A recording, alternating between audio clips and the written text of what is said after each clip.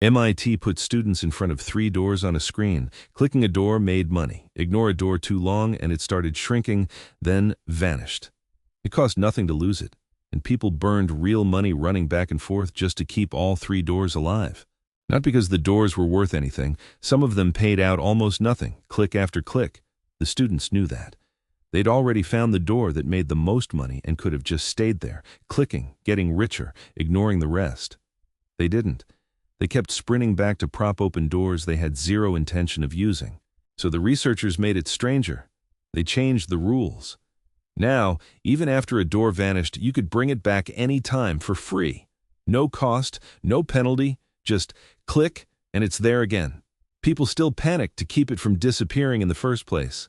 That means the thing driving this behavior was never about keeping a future option alive. Reopening was free. There was no future being protected. What people were protecting was a feeling, the one that shows up the moment before a door closes. This wasn't a one-off fluke either. The researchers, Shin and Dan Ariely, back in 2004, ran 4 separate versions of this experiment, gave people more practice, gave them more information about how little the extra doors were worth, made the cost of chasing them completely obvious. None of it mattered.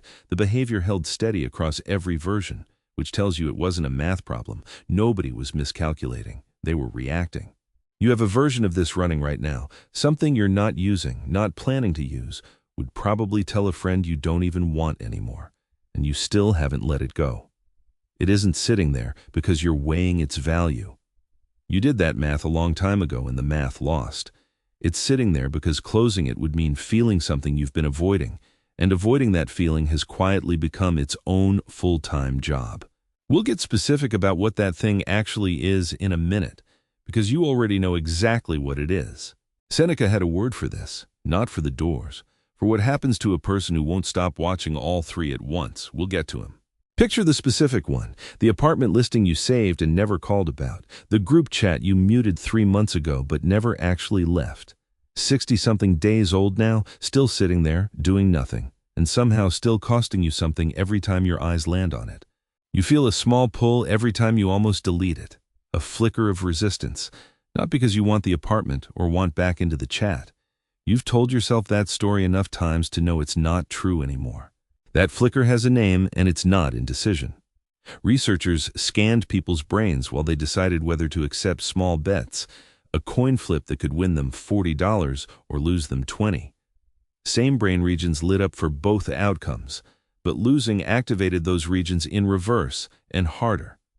The dip for a possible loss was steeper than the rise for an equivalent gain, and the size of that dip, person by person, predicted exactly how hard each one clung to bad bets.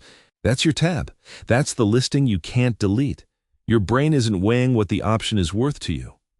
It's bracing for the loss of it, the same circuitry firing whether you're about to lose $20 in a lab or lose an apartment you were never going to rent.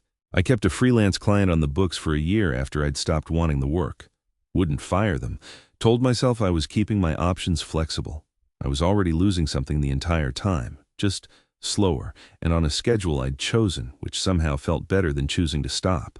It doesn't. It's the same loss. You're just paying it out in installments instead of all at once. So the pain is real, and your brain isn't lying to you about that part. What it's lying to you about is what would actually make the pain stop, and the advice you've probably been given runs in exactly the wrong direction. Photography students at Harvard picked their 2 favorite prints out of a stack they'd taken themselves. Then they were split into 2 groups. One group got told, your choice is locked in, no changes, no takebacks. The other group got told, you've got a few more days. If you change your mind about which print you want to keep, just say so. Everybody, when asked beforehand, wanted to be in the second group, wanted the option to change their mind, felt safer that way, more flexible, less risk of getting stuck with the wrong print. Then the researchers checked back in. The students who couldn't change their minds liked their prints more, not slightly more. Consistently, measurably more than the students who'd been given the freedom to revise. And when the researchers ran it again, isolating exactly why, the answer held. It wasn't that final choices were objectively better prints. It's that finality itself was doing the work. Take away the ability to reconsider, and satisfaction goes up. Give people the choice of which condition they'd want to be in beforehand, and most of them still pick reversible, the option that would make them happier.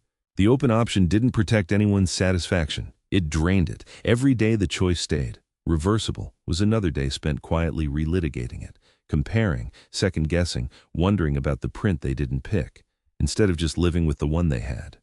The door being open kept the case open, and a case that's still open never gets to close into something you actually like. There's a specific mechanism behind that, and it's almost mechanical in how simple it is. When a decision is final, your mind does something useful with the leftover discomfort. It quietly upgrades the thing you picked and downgrades the thing you didn't. That's not you lying to yourself. That's the normal, healthy process that lets a choice settle into something you're at peace with. But it only runs when the door is actually shut. Leave it open, even a crack, even just, I could still change this, and that process stalls out. You're left holding a decision that never gets to finish becoming a decision. This is where the advice you've been given falls apart. Keep your options open. Don't rush into anything. Give yourself flexibility. It sounds responsible. It sounds like the safe move. And the data says the opposite. The flexibility isn't protecting you from a bad outcome. It's actively preventing you from being satisfied with a perfectly good one. I once kept 2 job offers open for 3 weeks after I already knew which one I wanted. Told myself I was being thorough. I wasn't weighing anything new in those 3 weeks. I already had my answer on day 1. I was just delaying the part where I'd have to feel one door shut, and living for 3 weeks, a little worse than I needed to, in a decision I'd already made, and just wouldn't say out loud. That's the trap, laid bare. It's not that closing a door risks losing something good. It's that keeping it open guarantees you never fully get to enjoy what you already chose. The apartment listing sitting in your saved folder isn't giving you options. It's quietly taxing your satisfaction with the place you already live. The group chat you muted but won't leave isn't preserving a friendship. It's keeping a low hum of unresolved feeling running in the background of your day every single day, for no return. Think about how many decisions in your life are technically made and functionally still open. The relationship you're figuring out, the move you've basically decided on, the habit you've mostly quit. Every one of those is a print you already picked, sitting in a drawer marked reversible, quietly costing you the satisfaction you'd get from just letting it be picked. A Roman man figured this out without a single scanner or a single stack of photographs. He didn't need Harvard's psychology department. He just watched people, really watched them, and wrote down exactly what he saw. Seneca wrote to a friend named Lucilius about people who never actually go anywhere. Not because they're lazy, not because they lack ambition, because they won't stop drifting. He compared them to objects floating in a river. Some get held back in a slow current near the bank, barely moving. Some get caught in the middle and torn along fast, no say in the direction. Some get carried all the way out to open water. None of them chose where they ended up. None of them were steering. They were just being carried and calling it living. That image is more precise than it first sounds. A log in a slow current isn't doing nothing. It's moving, drifting, technically going somewhere. That's you, keeping the apartment listing just in case. Technically still deciding. Actually just being pushed by whatever current of hesitation showed up that week. A log in the fast current looks even more active, churning, bobbing, clearly in motion. That's every time you reopen the group chat to check something, reread old messages. Half consider rejoining a conversation you already left in every way that matters except the one that would let it be finished. This isn't the Seneca you've probably already heard quoted on Death and Time Running Out. This is Letter 23, a piece most people skip past, where Seneca is diagnosing something much closer to what you were just picturing in your own saved folder. He writes that real joy comes from, in his words, an even and calm way of living which treads but one path, and he's blunt about what breaks that calm. People who leap from one purpose to another, or don't even leap, just get pulled along by whatever current shows up next. Then he gives you the fix in one line, no ceremony around it. We should decide what we wish and abide by the decision. That's it. That's the whole prescription. Not find more clarity, not wait until you're sure. Decide and then actually stay decided. Seneca isn't telling you to make better choices. He's telling you that most of your unhappiness isn't coming from the choices themselves. It's coming from the part where you keep unchoosing them quietly, one flicker of hesitation at a time, every time you look at that saved listing or that muted chat. What he's not saying matters too. He's not telling you to never reconsider anything ever for the rest of your life. He's specifically talking about the person who's already decided, who knows the answer the way you know the answer about that apartment, and just won't let the decision finish landing. The problem was never uncertainty. It's certainty you're refusing to act on. Here's what's strange about a 2,000-year-old letter landing this precisely on a modern problem. Seneca never saw a door game experiment, never heard of loss aversion, never had access to a brain scanner or a stack of photography students.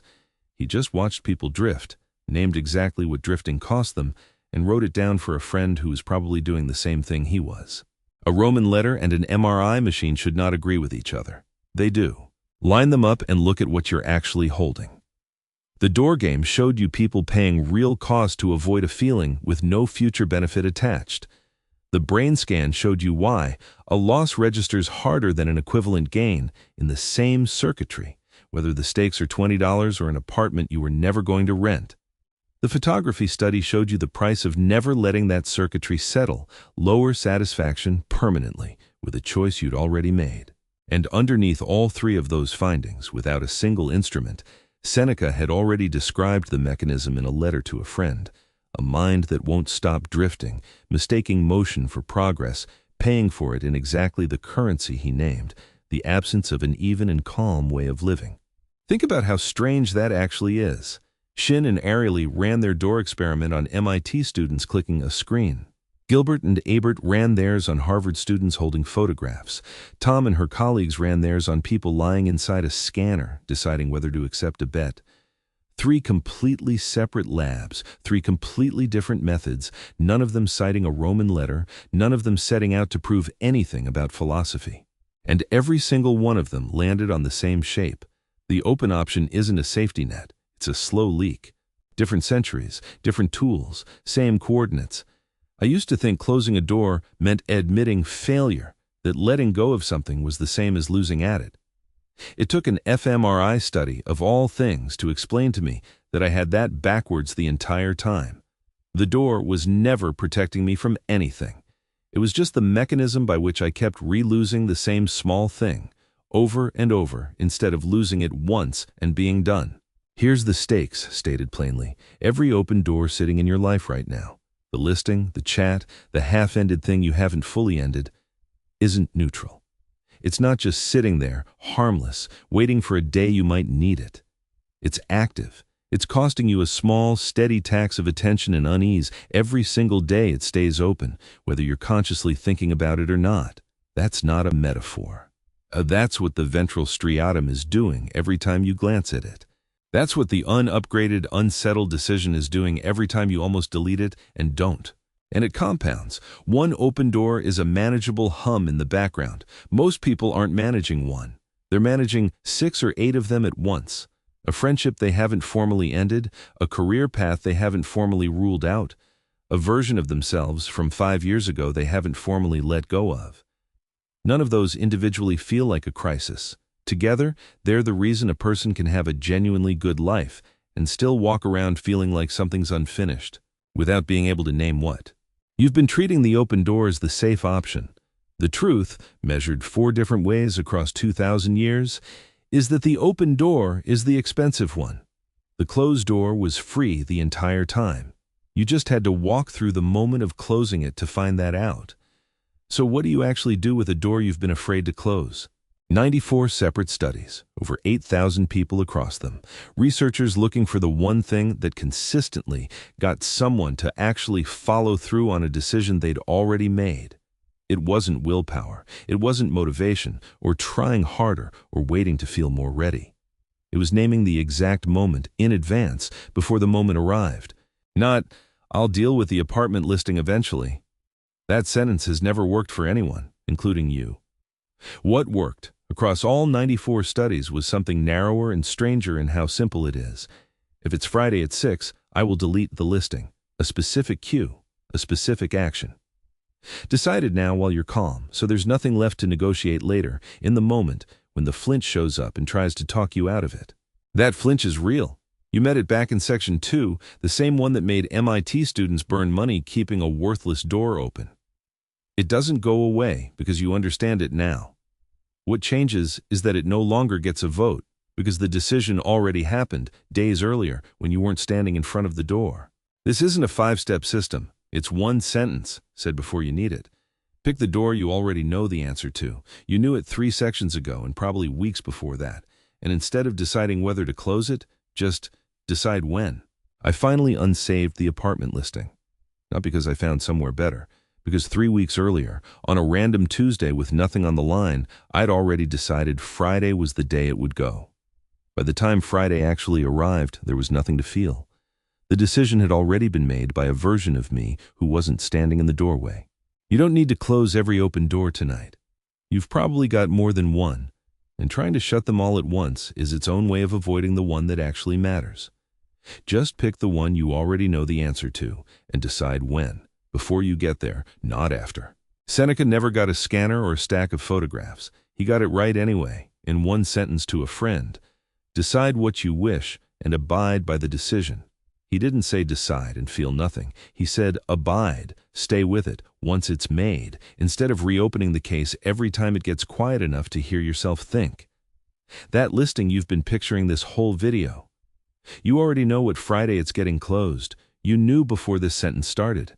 The door was never the hard part. Naming the day was.